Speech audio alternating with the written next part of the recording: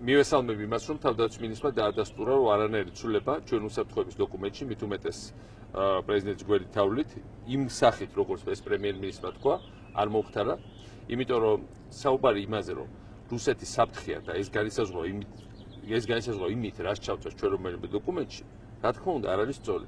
რუსეთის საფრთხე არა იმის გამო, რომ ჩვენ ამას დოკუმენტში ჩავწერთ თუ არა.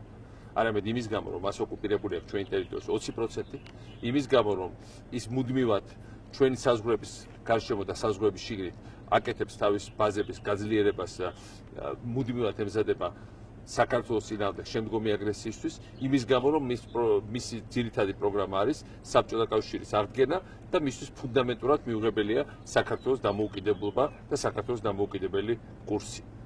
ეს არის გამოპირობებული ფაქტორები და არა ჩვენი სუბიექტური დამოუკიდებლობა. დოკუმენტები ასახავენ მხოლოდ იმას, რაც ხდება რეალურად.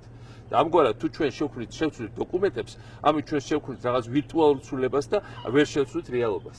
ამიტომ ჩვენ უნდა ვიყოთ ძალიან რეალურები და ჩვენ უნდა გაუსწოროთ თვალი სიმართლეს და ამის მიხედვით ვიმოქმედოთ და ამის მიხედვით შევქმნათ ყველანაირი უსაფრთხოების კონცეფციები.